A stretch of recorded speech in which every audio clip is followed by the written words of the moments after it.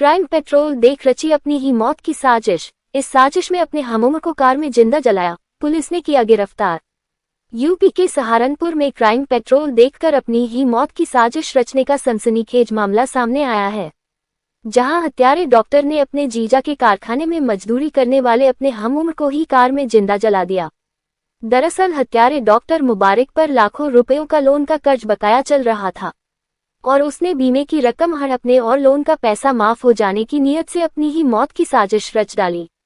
जानकारी अनुसार 23 दिसंबर को थाना कोतवाली देहात इलाके में बिजूपुरा नहर के पुल के पास एक जली हुई मारुति 800 कार के साथ एक व्यक्ति का जला हुआ शव मिलने की सूचना मिली थी। पुलिस ने कार के बारे में जानकारी जुटाई तो ये गाड़ी 8 बार बिक चुकी थी और वर्तमान में ये डॉक्टर मुबारक के पास थी, जो कि थाना कोतवाली देहात इलाके में ही डॉक्टर की दुकान चलाता है। इसी के साथ कार में जलाए गए व्यक्ति सोनू के परिजनों ने थाने पर पहुंचकर तहरीर दी और बताया कि सोनू गायब है और उसे आखिरी बार डॉक्टर मुबारक के साथ देखा गया था। एसपी सिटी अभिमन्यु मांडलिक ने पूरे मामले में जानकारी देते हुए बताया कि सोनू के परिजनों ने कार में जला शव सोनू का होने का शक बताया और यह भी बताया कि डॉक्टर मुबारक को एक कार और एक डेड बॉडी की तलाश थी, आज जिसके जरिए वो अपनी ही मौत की साजिश रचकर बीमे और लोन की रकम हड़प सके।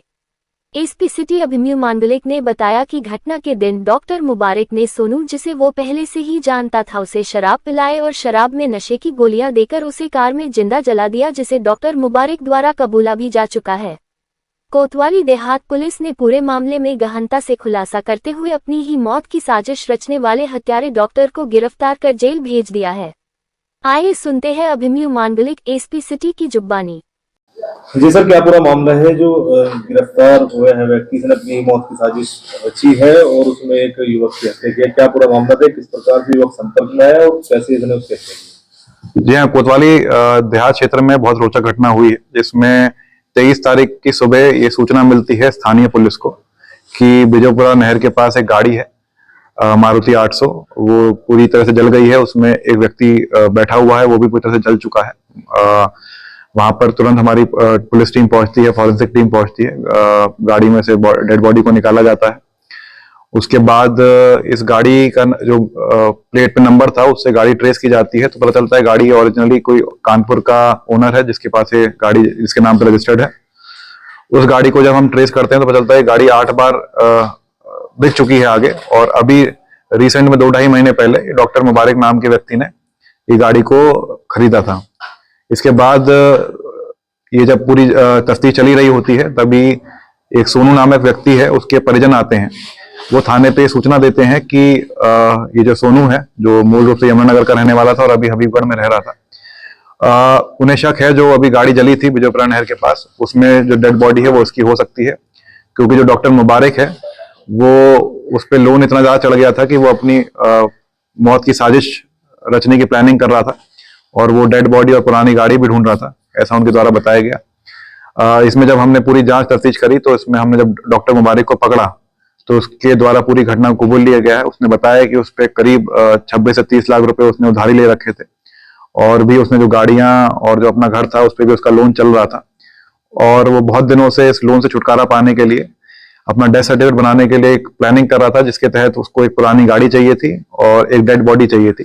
डेड बॉडी के लिए उसने काफी जब ऊपर संपर्क भी किया था कि कोई लावारिस लाश मिलती है, तो उसको प्लानिंग के तहत उसको अपनी ही आइडेंटिटी दिखा के, उसको मरा हुआ दिखा के अपना डेथ सर्टिफिकेट बनवा लेगा, जिससे उसके सारे लोन और इंश्योरेंस क्लेम भी उसको मिल जाएगा। और इसी प्लानिंग के तहत उस दिन भी जब इसको डेड बॉडी नहीं मिल पाई काफी प्रयास के बाद, तो इसकी सोनू से बात हुई। सोनू को ये पहले से ही जानता था, क्योंकि उसके बहनोई के कारखाने में, जो डॉक्टर मुबारक है उसके बहनोई के कारखाने में काम करता था। कभी कभार ये उससे पैसे मांगकर शराब भी पीता था सोनू। तो उस दिन ये 22 तारीख की शाम को एक ढाबे पर पहुंचता है जहां सोनू उसको मिलता है। दोनों साथ में खाना खाते हैं ढाबे पर। उसके बाद फिर इसके दिमाग में उसको शराब पिलाने की स्कीम आती है, वो उसको ठेके पे लेके जाता है, शराब पिलाता है। जब काफी नशे में सोनू हो जाता है तो उसको गाड़ी में एक जगह रखकर, जहां पर ये गाड़ी जली थी, वहां पर गाड़ी को पार्क कर दिया जाता है।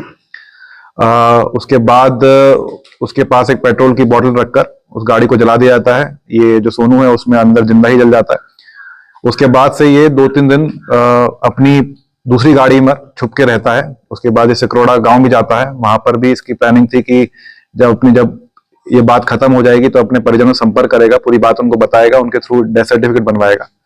लेकिन ये वापस जब घटनास्थल कल आता है देखने, पुलिस के द्वारा गिरफ्तार इसको कर लिया गया था। पुलिस के गिरफ्तार करते ही इसने पूरी घटना भी कबूल ली है। जो सोनू का लॉकेट था जो उसके गले से मिला था वो भी इसके द्वारा बरामद कर लिया गया है।